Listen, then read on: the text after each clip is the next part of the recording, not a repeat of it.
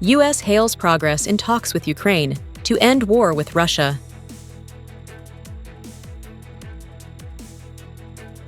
PM requests swift action to address flood aftermath in the South Central region. Kaluga Province delegation visited TH Group's farm and factory in Nghe An. Hello, so good to see you again in today's news. I'm Hoàng Yên, and here we go, the first headline of the show. The White House held what it called constructive talks with Ukraine in Geneva on Sunday, saying the two sides had modified the Trump administration's proposed plan for ending the war with Russia. According to the White House statement, both the U.S. and Ukraine agreed that the consultations were highly effective, showing significant progress in unifying positions and determining next steps. In addition, both sides reaffirmed that any future agreement must fully protect Ukraine's sovereignty and bring about a sustainable and just peace. The discussion in Geneva has brought results. The U.S. peace proposal will be updated and completed. Both sides also reaffirmed their willingness to continue to cooperate to ensure peace, security, stability, and reconstruction of Ukraine. Israeli Prime Minister Benjamin Netanyahu had just announced that the country's military has carried out an airstrike on the Lebanese capital Beirut, killing a top Hezbollah commander. The airstrike occurred on a main road in the suburb of Harat Reik, killing at least 4 people, including Hezbollah Chief of Staff Ali Tabtabeh, and injuring about 20 others. Following the incident, Lebanese President Joseph Aoun called on the international community to intervene to end Israel's attacks and prevent the security situation from further deteriorating. This is the first Israeli airstrike on the Lebanese capital in many months, despite the U.S. brokered ceasefire agreement a year ago still being in effect. Vietnamese Prime Minister Phát had just issued a telegram requesting ministries, agencies, and localities to focus on overcoming the consequences, restoring the production, business, and stabilizing people's lives after the floods in the South Central region. The telegram clearly states that recently, the South Central region experienced an exceptionally large and prolonged period of rain and floods, causing massive flooding, historical inundation, and landslides in many localities. The Politburo, the Secretariat, and directly General Secretary to Lam, the standing member of the Secretariat, the government, and the Prime Minister, have focused on continuous, regular, and timely leadership and direction, closely following the situation. With the prompt and proactive involvement of the entire political system, damage to people and property caused by the natural disaster has been minimized. However, the historical floods have caused extremely heavy damage to human lives, people's homes and property, and state infrastructure. The Prime Minister requested the provinces of Dak Lak, Kan Hoa, Gia Lai, and Lam Dong to synchronously and rapidly implement solutions to overcome the consequences of the floods, quickly stabilize the situation for the people, and restore production and business activities. Upcoming are some updated news. The Prime Minister has decided to allocate 1,100 billion VND from the Central Budget Reserve of 2025 to 4 localities to overcome the damage caused by the floods, including Kan Hoa, Lam Dong, Gia Lai, and Dak Lak. The government requests the provincial people's committees to proactively balance local budget expenditures, combined with the funds supported by the central budget and other legal financial resources, to implement urgent tasks to overcome the consequences of the natural disaster according to regulations.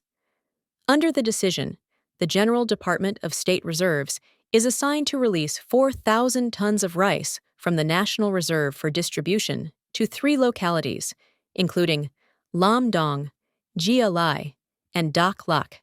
This rice will be immediately distributed to people facing difficulties due to the floods to support immediate life stabilization.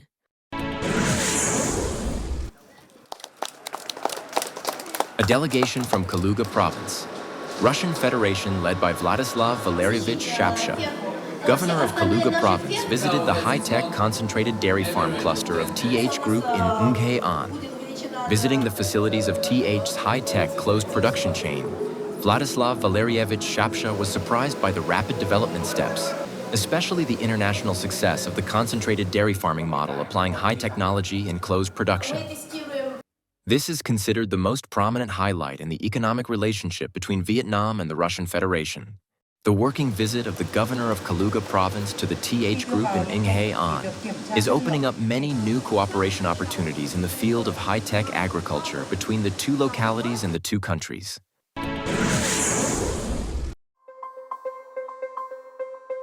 Within the framework of promoting economic cooperation and border trade, from November 2023 in Vietnam, Laos, the working delegation of Nghệ An Province participated in the Vietnam-Laos Fair 2025.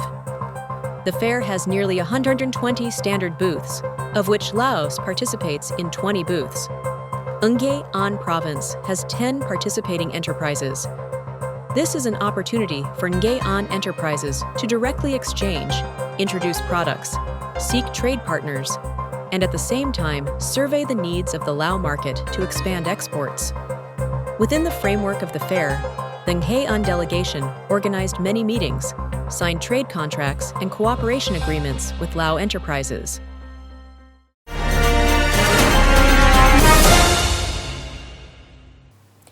While many traditional crafts are gradually being replaced, the craft of groundnut oil pressing persistently retains its value, maintains a steady production rhythm, and gradually mechanizes its equipment to enhance efficiency.